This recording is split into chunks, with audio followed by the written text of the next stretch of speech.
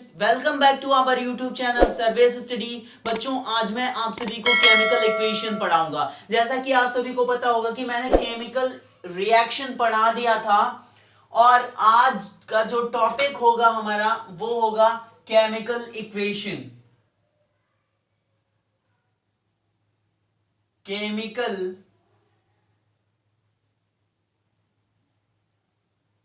Equation.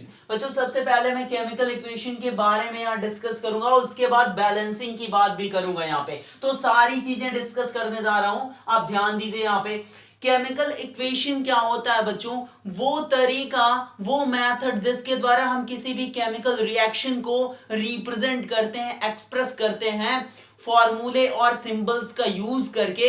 उस तरीके को, उस मेथड को हम क्या बोलते हैं? केमिकल इक्वेशन बोलते हैं। फिर से समझिए कि वो मेथड जिसके द्वारा हम किसी भी केमिकल रिएक्शन को एक्सप्रेस करते हैं फॉर्मूले और सिंबल्स के फॉर्म में, दैट इज केमिकल इक्वेशन। ठीक है, तो केमिकल इक्वेशन क्या होता है? The method of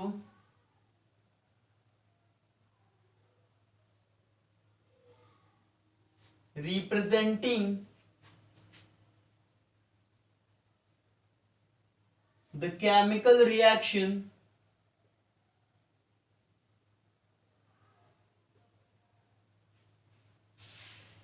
with the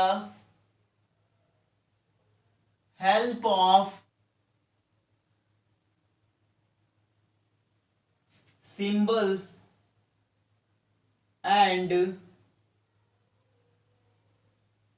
formulae of the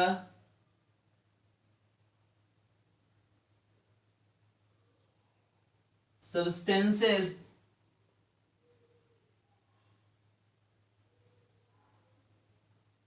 involved in it is called as chemical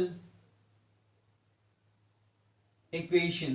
ठीक है, इसके बाद बच्चों हमको पढ़ना है कि केमिकल इक्वेशन को बैलेंस कैसे किया जाता है, और उससे भी पहले हम ये समझेंगे कि किसी भी केमिकल इक्वेशन को क्यों बैलेंस करते हैं, क्या नीड है बैलेंस करने की। तो बच्चों, एक लॉ होता है, लॉ ऑफ कंजर्वेशन ऑफ मास, और जितनी भी दुनिया में जितनी भी केमिकल इक्वेशंस बनी है वो सारी की सारी केमिकल इक्वेशंस इस law of conservation of mass को फॉलो करती हैं। अब ये law of conservation of mass है क्या चीज? तो according to the law of conservation of mass, जो रिएक्टेंट का मास होगा और जो प्रोडक्ट का मास होगा वो आपस में क्या होगा? इक्वल होगा बच्चों। मतलब कि जितना भी हम सब्सटेंस यूज करेंगे किसी न्यू प्रोडक्ट को फॉर्म करने के लिए, तो वो सब्सटेंसेस का मास जिनका यूज हमने किया है और बाद में जो हमको प्रोडक्ट्स बन के मिलेंगे उनका मास, दोनों का आपस में क्या होगा? इक्वल होना चाहिए। अगर यहां पे थोड़ा सा हम समझें, मतलब कि मान लो हमारे पास एक रिएक्टेंट है, रिएक्टेंट ए है और दूसरा रिएक्टेंट है बी। ठीक है, और ये दोनों आपस में कंबाइन होके क्या बना रहे हैं? मान लो प्रोडक्ट बना रहे हैं,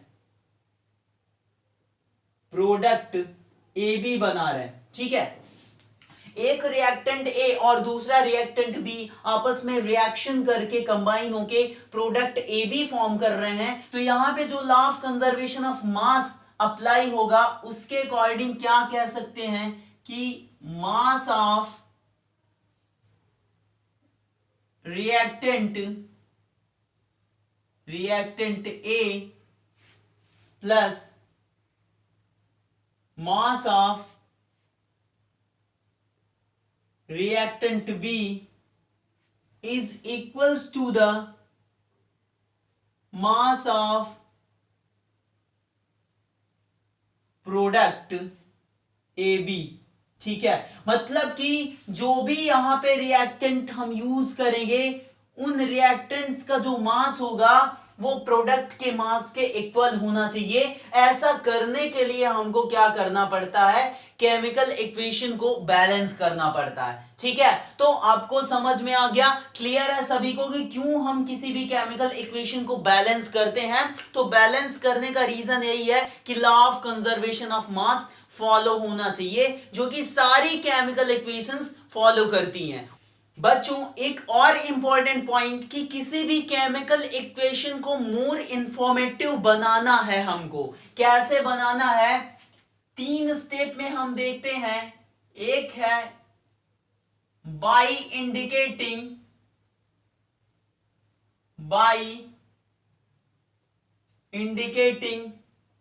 फिजिकल स्टेट,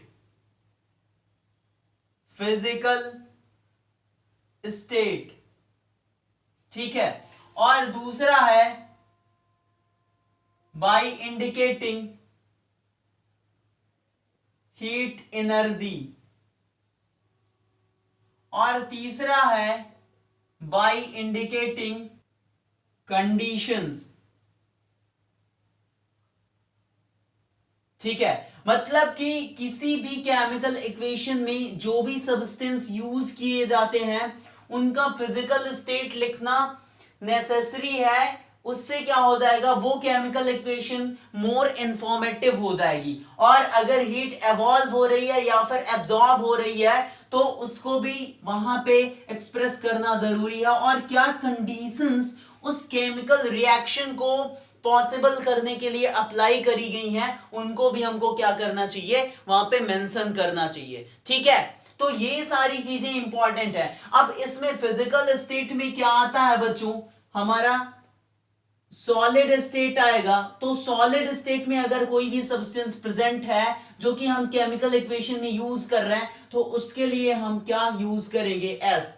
ठीक है, और अगर लिक्विड आता है बच्चों, लिक्विड स्टेट में कोई भी सब्सटेंस आता है जो कि केमिकल इक्वेशन में यूज किया गया तो उसके लिए एल लिखेंगे।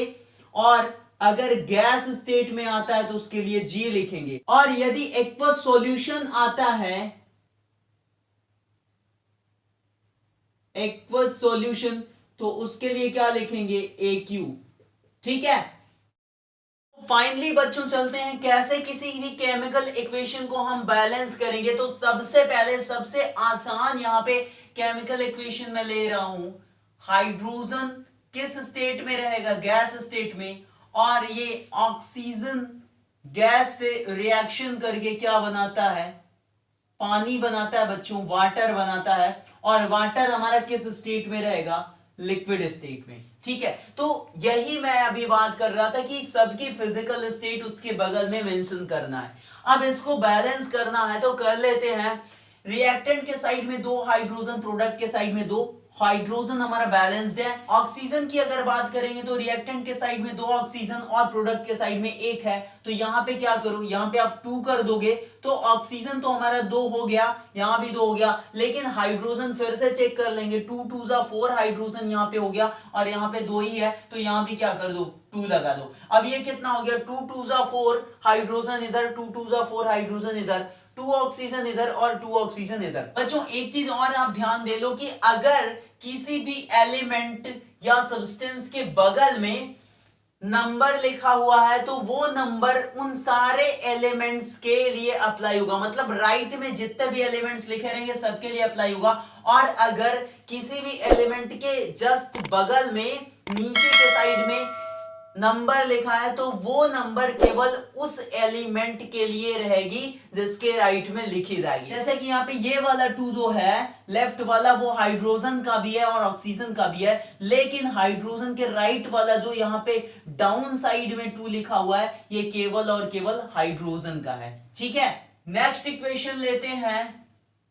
CH4 मींस मीथेन गैस है और गैस है तो जी लिखेंगे।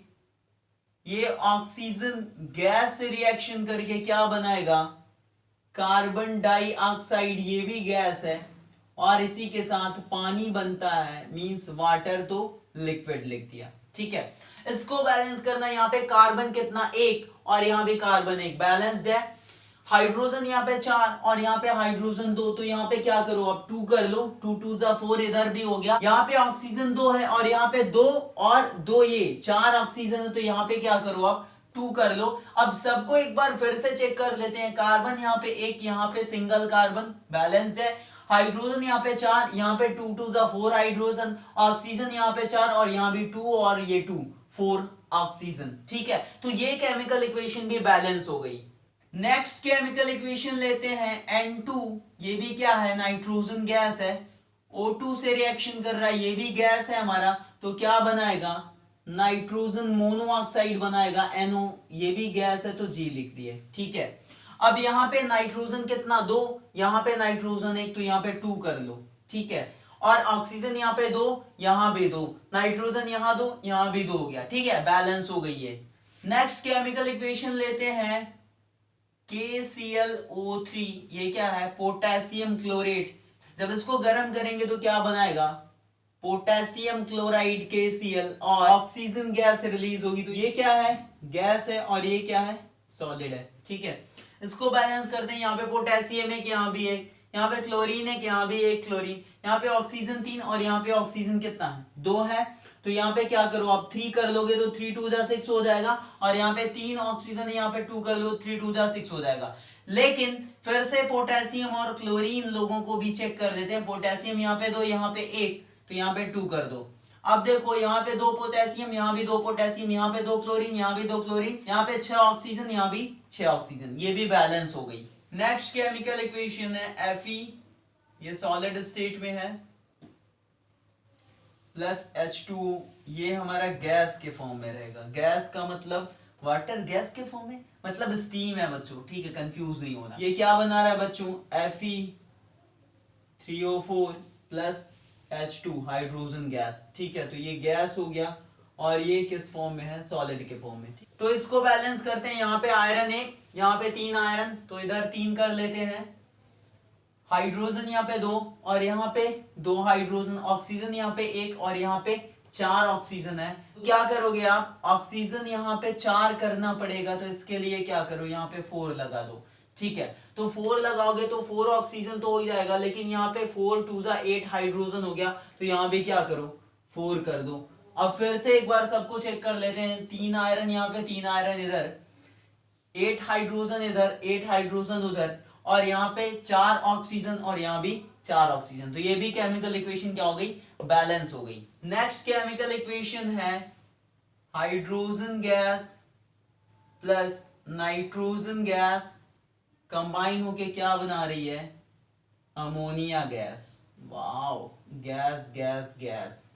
ठीक है, तो हाइड्रोजन यहाँ पे कितना है 2 और यहाँ पे हाइड्रोजन 3, तो क्या करोगे, यहाँ पे आप 3 कर लो। ठीक है, तो 3 2 जा 6 हाइड्रोजन इधर, और यहाँ पे 2 कर लोगे तो 2 3 जा 6 हाइड्रोजन इधर, यहाँ पे 2 नाइट्रोजन, यहाँ भी 2 नाइट्रोजन, तो ये भी क्या हो गया, बैलेंस हो गया। नेक्स्ट केमिकल इक्वेशन है Na सॉलिड स्टेट में प्लस H2O, ये लिक्विड स्टेट में, ये क्या बनाएगा बच्चों, सोडियम हाइड्रोक्साइड NaOH, जो कि एक्वस फॉर्म में रहेगा, और हाइड्रोजन गैस है।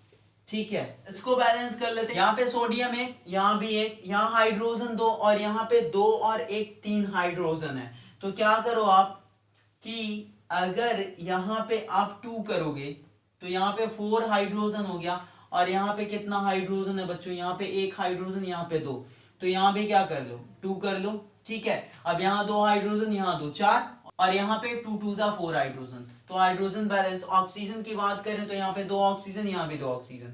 एक बार फिर से सबको चेक कर लेते हैं। सोडियम यहाँ पे 1, यहाँ 2 है, तो यहाँ पे 2 कर लो, तो सोडियम भी बैलेंस, हाइड्रोजन 4 इधर, और यहाँ भी 2 और 2 4, यहाँ पे ऑक्सीजन 2, यहाँ भी ऑक्सीजन 2, ये इक्वेशन भी हमारी बैलेंस हो गई। नेक्स्ट केमिकल इक्वेशन है जिंक, किस स्टेट में है, सॉलिड में, प्लस AgNO3, ये किस स्टेट में रहेगा, एक्वस स्टेट में रहेगा, और ये क्या बनाएगा बच्चों, यहाँ से ZnNO3 का होल ट्वाइस, और ये किस स्टेट में हो जाएगा, फिर से एक्वस में, और क्या बचेगा बच्चों, Ag बचेगा। Ag किस में आ जाएगा, सॉलिड में। ठीक है, अब बच्चों इसको बैलेंस करते हैं, यहाँ पे जिंक एक है और यहाँ भी जिंक एक है, बैलेंस है। यहाँ पे सिल्वर एक है और यहाँ भी सिल्वर एक है, ये भी बैलेंस है। नाइट्रोजन यहाँ पे एक और यहाँ पे नाइट्रोजन दो है। यहाँ पे ऑक्सीजन 3 और यहाँ पे ऑक्सीजन 6 है। ठीक है, तो क्या करो आप, यहाँ पे आप 2 कर दोगे अगर, तो 2 नाइट्रोजन इधर, 2 नाइट्रोजन इधर, यहाँ पे 3 2 जा 6 ऑक्सीजन, यहाँ भी 3 2 जा 6 ऑक्सीजन। ठीक है, लेकिन यहाँ पे सिल्वर 2 है और यहाँ पे एक ही है, तो यहाँ भी 2 कर दो। ठीक है, एक बार फिर से सबको चेक कर लेते हैं। जिंक यहाँ पे एक, इधर भी एक, बैलेंस है। 2 यहाँ पे सिल्वर, यहाँ भी 2 सिल्वर, इधर 2 नाइट्रोजन, इधर भी 2 नाइट्रोजन, इधर 6 ऑक्सीजन, इधर भी 6 ऑक्सीजन। तो ये केमिकल इक्वेशन भी हमारी बैलेंस हो गई। नेक्स्ट केमिकल इक्वेशन है Zn सॉलिड स्टेट में प्लस S8, ये भी सॉलिड में रहेगा और क्या बनाएगा ZnS। ठीक है, ये सॉलिड स्टेट में। इसको बैलेंस करते हैं। यहाँ पे जिंक कितना है, एक है, यहाँ भी जिंक एक है। यहाँ पे सल्फर 8 है बच्चों और यहाँ पे सल्फर एक ही है, तो क्या करोगे आप, यहाँ पे 8 कर दो। तो यहाँ पे जिंक भी 8 हो गया, तो इधर भी 8 कर दो। तो यहाँ 8 जिंक, इधर भी 8 जिंक, यहाँ पे 8 सल्फर और यहाँ भी 8 सल्फर। तो ये भी केमिकल इक्वेशन बैलेंस हो गई। नेक्स्ट है chemical equation MgBr2 aqueous state में रहेगा प्लस KOH, ये भी एक्वस स्टेट में रहेगा। ये क्या बनाएगा हमारा KBr, ये भी एक्वस स्टेट में रहेगा प्लस MgOH का होल ट्वाइस, ये हमारा सॉलिड स्टेट में रहेगा। ठीक है, इसको बैलेंस करते हैं। यहाँ पे मैग्नीशियम एक, इधर भी एक, यहाँ पे ब्रोमीन 2 है और यहाँ पे ब्रोमीन 1 है, तो यहाँ पे 2 कर लो आप। ठीक है, यहाँ पे पोटेशियम 1 और यहाँ पे 2 पोटेशियम, तो यहाँ भी 2 कर लो। अब यहाँ पे ऑक्सीजन 2 और इधर ऑक्सीजन 2, यहाँ पे हाइड्रोजन 2, यहाँ भी हाइड्रोजन 2। ठीक है, फिर से एक बार सबको चेक कर लेते हैं। मैग्नीशियम एक इधर, एक प्रोडक्ट के साइड में, यहाँ पे 2 ब्रोमीन, यहाँ भी 2 ब्रोमीन, यहाँ पे 2 पोटेशियम, यहाँ भी 2 पोटेशियम, यहाँ पे 2 ऑक्सीजन, यहाँ भी 2 ऑक्सीजन, यहाँ पे 2 हाइड्रोजन, यहाँ भी 2 हाइड्रोजन। तो ये केमिकल इक्वेशन भी हमारी बैलेंस हो गई। नेक्स्ट केमिकल इक्वेशन है NaOH एक्वस स्टेट में रहेगा प्लस H2SO4, ये भी एक्वस स्टेट में रहेगा। क्या बनाएगा, वाटर बनेगा जो कि लिक्विड स्टेट में रहेगा प्लस Na2SO4, ये भी हमारा एक्वस स्टेट में रहेगा। ठीक है, यहाँ पे सोडियम 1 है और यहाँ पे 2 सोडियम, तो यहाँ पे क्या करो आप, 2 कर लो। यहाँ 2 ऑक्सीजन और यहाँ पे 4, 4 2 6 ऑक्सीजन इधर हो गए और इधर 1 और 4 5 हो जाएगा, तो यहाँ भी 2 कर लो। तो 4 और 2 6 ऑक्सीजन हो गया। यहाँ पे हाइड्रोजन 2 और 2 4 और यहाँ पे 2 दूनी 4 हाइड्रोजन। ठीक है, यहाँ पे 1 सल्फर है और उधर भी 1 सल्फर है। ठीक है, बैलेंस हो गया। फिर से एक बार चेक कर लेते हैं। 2 सोडियम इधर, 2 सोडियम उधर, यहाँ पे ऑक्सीजन कितने, 2 ये और 4 ये, 6, यहाँ पे 2 और 4 6, यहाँ पे हाइड्रोजन 2 और 2 4, यहाँ पे 2 2 जा 4 हाइड्रोजन। सल्फर यहाँ पे देख लेते हैं, सल्फर इधर 1 और इधर भी सल्फर 1, तो ये क्या हो गया, बैलेंस हो गया।